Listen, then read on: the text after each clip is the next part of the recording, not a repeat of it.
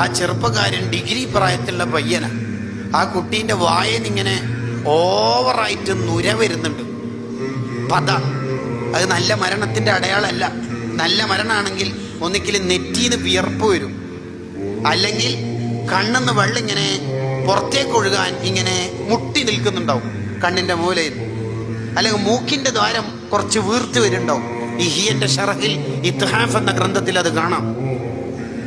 ഈ മരണം അത്ര നല്ല മരണമല്ല എന്ന് ഉസ്താദിന് മനസ്സിലായി. നേരെ കുടുംബക്കാരോട് പറഞ്ഞാൽ അത് ശരിയാവില്ലല്ലോ. മരിച്ചു എന്ന് ഉറപ്പായതിനു ശേഷം ഈ കുട്ടീന്റെ ഡ്രസ്സ് ഒന്ന് മാറ്റിക്കൊടുക്കാൻ പറഞ്ഞു. ഡ്രസ്സ് മാറ്റിക്കൊടുത്തു.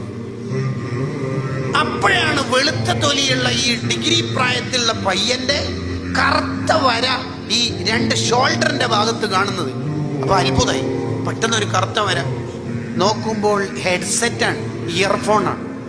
അത് ഒരാൾ വെച്ചിട്ട് ചെവിയിൽ വെച്ച് നോക്കുമ്പോ മ്യൂസിക്, സിനിമ പാട്ടാ. അസറായിൽ വന്നിട്ട് ഇവൻ ഓഫാക്കിയിട്ടും പാട്ട് ഓഫാക്കാൻ ആരും വന്നിട്ടില്ല. ജീവിതത്തിൽ എന്താണോ നമ്മൾ ചെയ്തത് അത് ചെയ്യുമ്പോ അല്ലാതെ നമ്മൾ മരിക്കൂല. എൻ്റെ കൂട്ടുകാരെ, എന്ത് ധൈര്യത്തിലാ നമ്മളൊരു സിനിമയും സീരിയലൊക്കെ കണ്ടിട്ട് ഉറങ്ങണത്. ആ ഉറക്കത്തിൽ നമ്മൾ മരണപ്പെട്ടാൽ